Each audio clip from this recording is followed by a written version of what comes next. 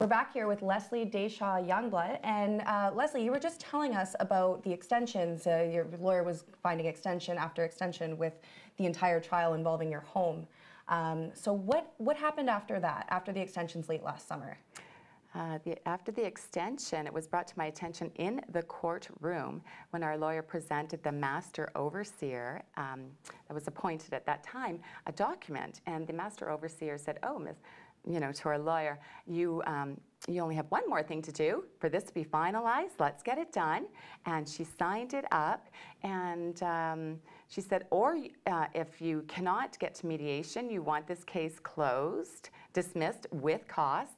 Well, I was not aware of this, and my name was on that document, and a little disappointed. So at any rate, received a copy of that document after the fact. The master had court-ordered the fact that our lawyer needs to have mediation set by Halloween and/or trial booked at the end of November. Right. So coming into the November, there has been no mediation date set, and I'm concerned that he's going to go past this allotted date so that this case will simply be dismissed with costs. So I took it upon myself to write the master and let her know that these lawyers are not adhering to this court order. Right. And quickly, a mediation date was set for December 5th. And that took place in Hamilton. It was about a 5-hour-long mediation. It was supposed to have been 2 hours. A mediator was present, although he was not bargaining on our behalf. And as it ended, my ex-husband and myself were willing to settle. We were under duress, without a doubt. Right. And, nickel and diming back and forth. And, our defending lawyer is saying, absolutely no punitive damages will be covered. That's off the table, so on and so forth. And he also, shared with me the fact that he was very disappointed that he was forced to go to mediation. And at that time, I said, please, can we just bring it to trial? I've been asking all along, can we not just please get this to trial? And the defending lawyer said, Lesley, you don't want this to go to trial because the insurance company is allowed to pick the jury. And, a bit of interesting, bit of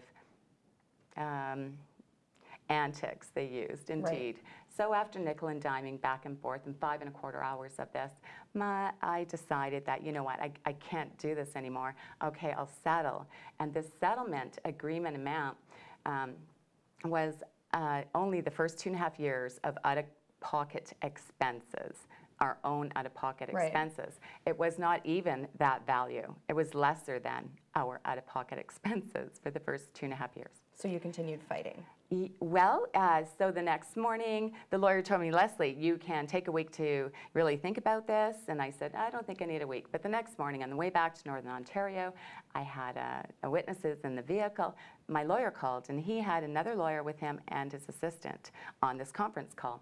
And he said, Lesley, he said, the offer is still on the table. I went back to the lawyer with X amount of dollars. He said, no, but I'm going to go back to him with another amount.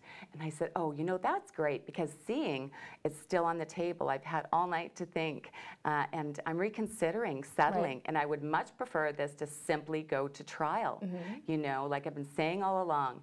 And, about a month passes, and our lawyer contacts me and says, the settlement funds are in. And I'm like, really, that's not what you wanted. My ideal outcome. This is really not what I want. And why are you not pursuing? You were basically denying me my rights to a trial here. But at any rate, so they have the settlement agreement, and they keep pressuring me to sign it. The problem is the settlement agreement is full of falsities, and I will not sign an untruth document. This is where we sit. So I'm being forced to settle. And he will not bring it to trial, although that's what I want. So what do you want, just kind of in closing, Lesley, what do you want to come out of this long ordeal that you've experienced personally? Like, you don't want to settle, so what are you advocating for? I'm advocating for truth and justice. I'm advocating to get back to the heart of the original purpose for our being here, and that is contamination of the earth. She is our mother. We are her children.